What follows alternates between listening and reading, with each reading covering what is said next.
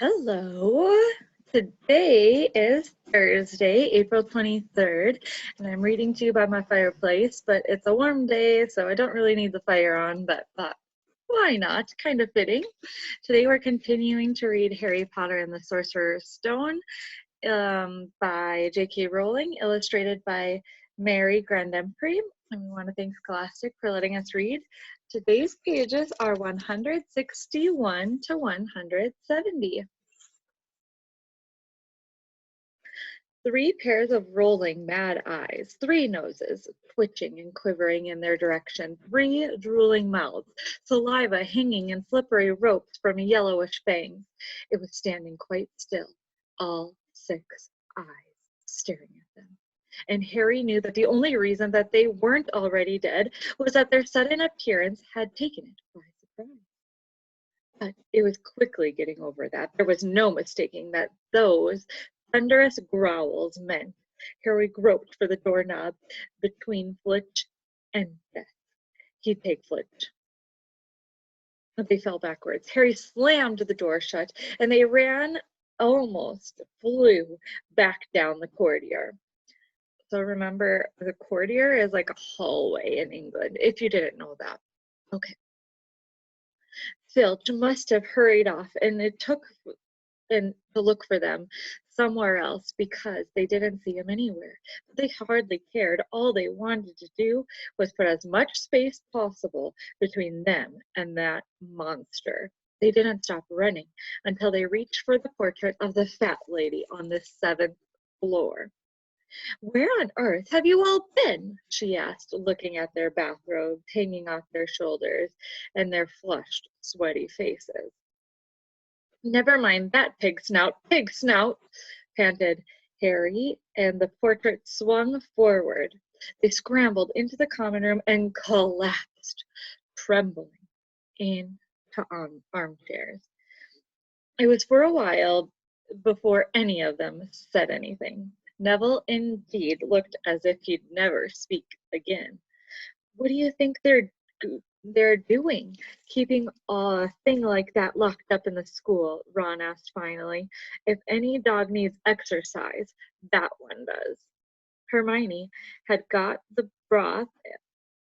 both her breath and her bad temper back again. "You didn't use your eyes, any of you, do you?" she snapped. "Didn't you see what it was standing on?" "The floor," Harry suggested. "It wasn't looking at its feet. I was too busy looking with its heads. Too busy with its heads." "No, not the floor. It was standing on a trapdoor.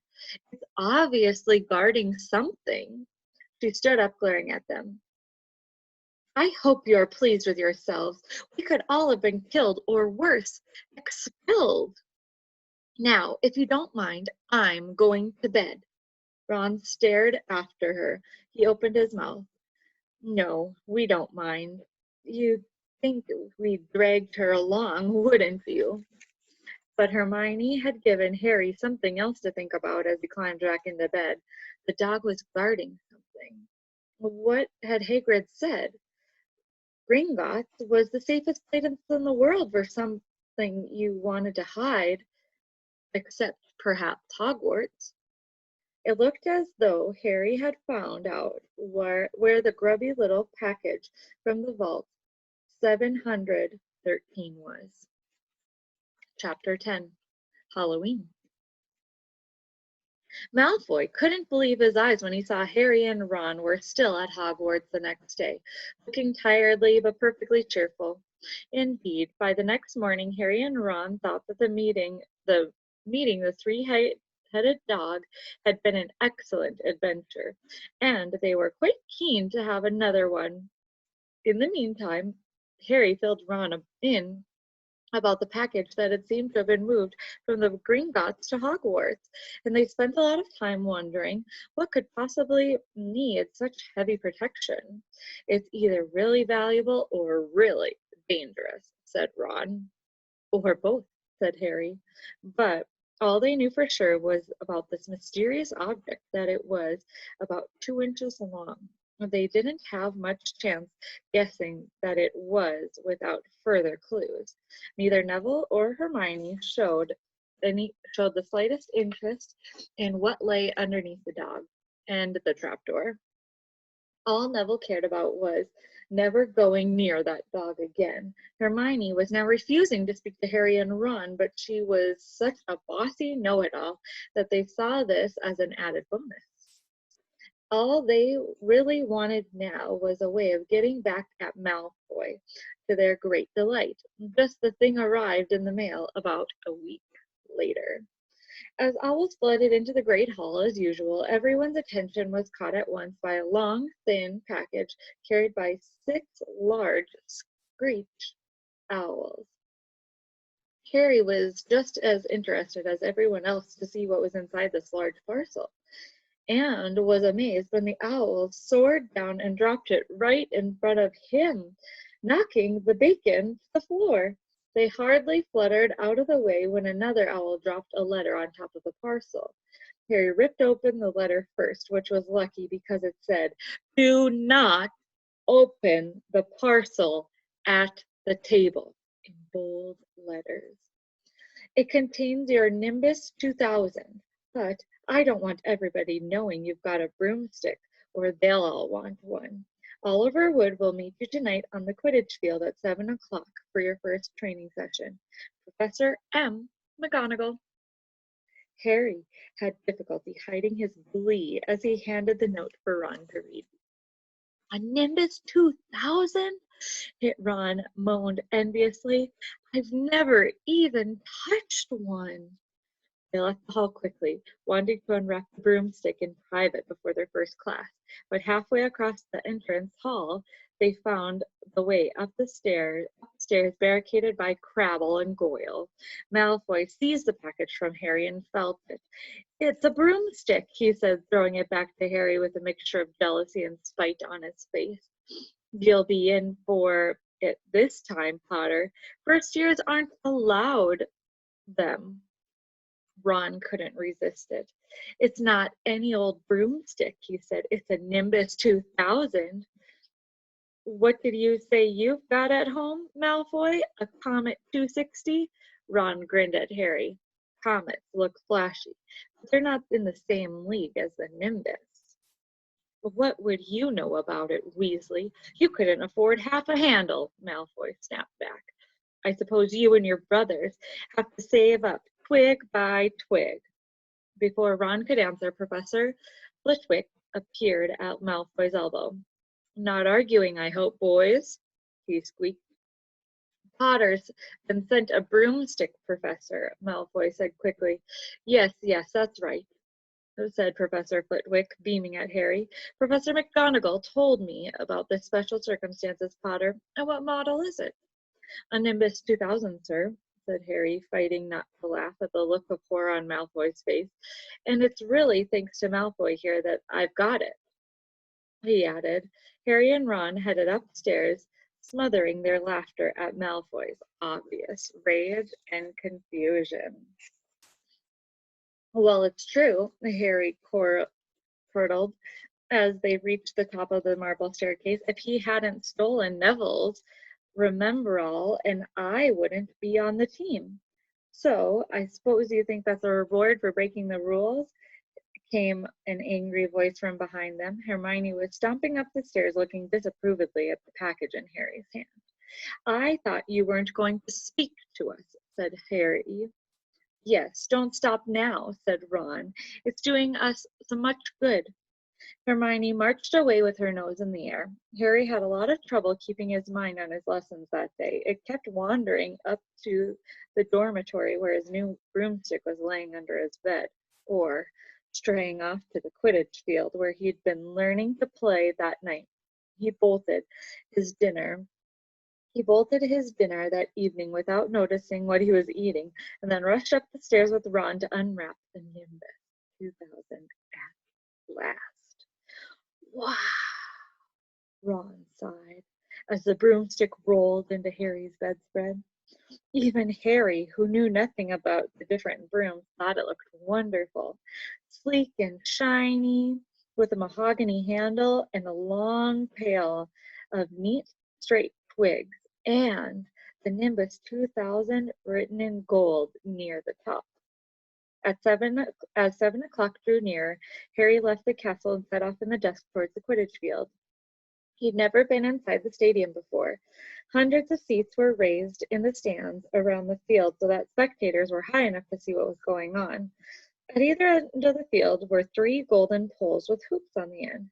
They reminded Harry of the little plastic sticks Muggle children blew bubbles through, except for that they were 15 feet high. Too eager to fly again to wait for wood, Harry mounted his broomstick and kicked off from the ground. What a feeling! He swooped in and out of the goalposts and sped up and down the fields. The Nimbus 2000 turned wherever he wanted to at his lightest touch. "Hey, Potter, come down!" Oliver Wood had arrived. He was carrying a large wooden crate under his arms. Harry landed next to him. "Very nice," said Wood, his eyes glinting. "I see what McGonagall meant. You're a real natural. I'm just going to teach you the rules this evening, and then you'll be joining the team practice 3 times a week." He opened the crate. Inside were 4 different sized balls. "Right," said Wood. "Now, Quidditch is easy enough to understand, even if it's not too easy to play. There are 7 players on each side. 3 of them are called chasers." 3 chasers," Harry repeated, as Wood took out a bright red ball about the size of a soccer ball. This ball is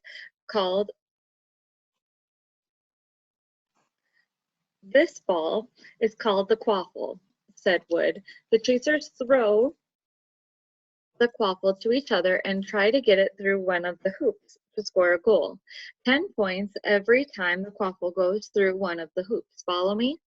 The chasers throw the So Harry recited, "The chasers throw the quaffle and put it through the hoops to score." So that's sort of like basketball on broomsticks with 6 hoops, isn't it? "What's basketball?" said Wood curiously. "Never mind," said Harry quickly. "Now there's another player on each side who's called the keeper.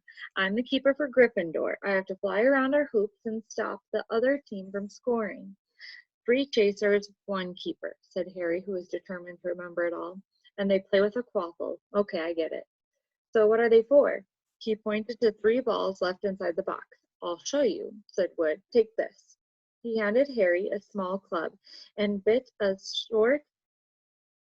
bit like a short baseball bat. "I'm going to show you what the bludgers do," said Wood. "These 2 are the bludgers."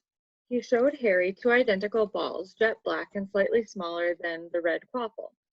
Harry noticed that they seemed to be straining to escape, the straps holding them inside the box. "Stand back," said Wood, warning Harry. He bent down and freed one of the bludgers. At once the black ball rose high in the air, then pelted straight at Harry's face. Harry swung at it with the bat to stop it from breaking his nose, and then it's zigzagging away into the air. It zoomed around their heads and then shot at Wood, who dived on top of it and managed to pin it to the ground. "See," said Wood as he panted, forcing and struggling the bludger back into the crate and strapping it down safely. "The bludgers rocket around, trying to knock players off their brooms. That's why you have 2 beaters on each of them. The Weasley's twins are ours. It's their job to protect their side from the bludgers and try to knock them towards the other team. So, you think you've got all that?"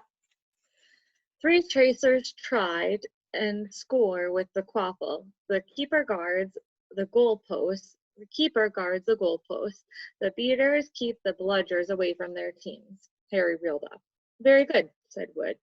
Have the bludgers ever killed anyone?" Harry asked, hoping he sounded offhand. "Never at Hogwarts. We'd had a couple broken jaws, but never seen anything worse than that. Now, the last member of the team is the Seeker. That's you. And you don't have to worry about the quaffle or the bludgers. Unless they crack open my head. Don't worry, the Weasleys are more than a match for the bludgers. I mean, they're like a pair of human bludgers themselves." Wood reached into the crate and took out a fourth and last ball. Compared with the quaffle and the bludgers, it was tiny, about the size of a large walnut. A walnut is probably about this big. Yeah, so bigger than a quarter. It's like a quarter and a half.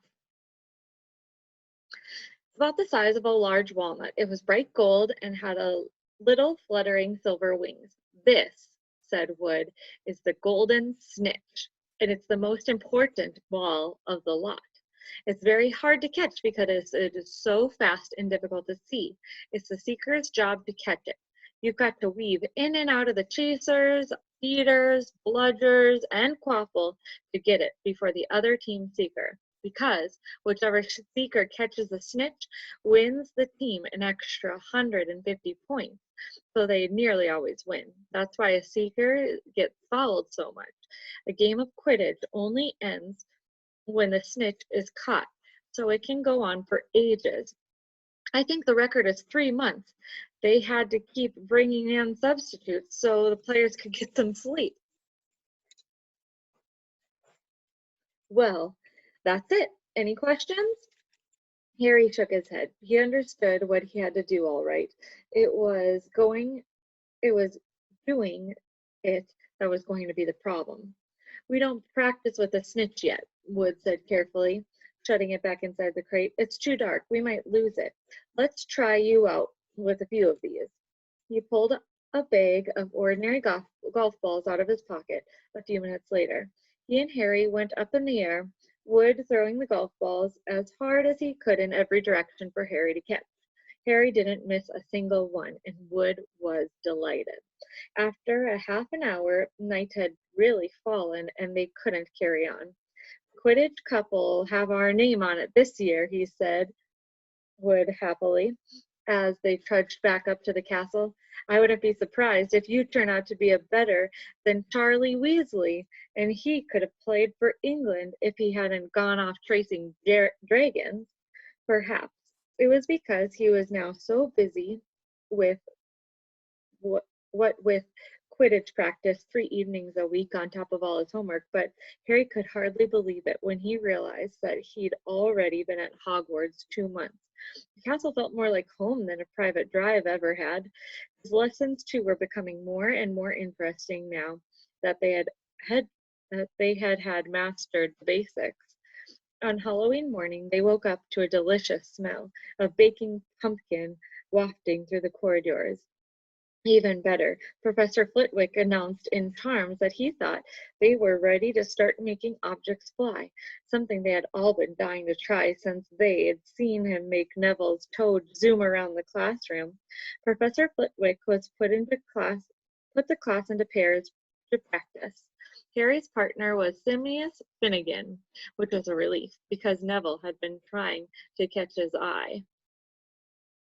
Ron, however, was to be working with Hermione Granger. It was hard to tell whether Ron or Hermione were more angry about this. She hadn't spoke to either of them since the day Harry's broomstick had arrived. I finished on the top of page 171, that first paragraph. So hope you enjoyed. See you again soon. Bye.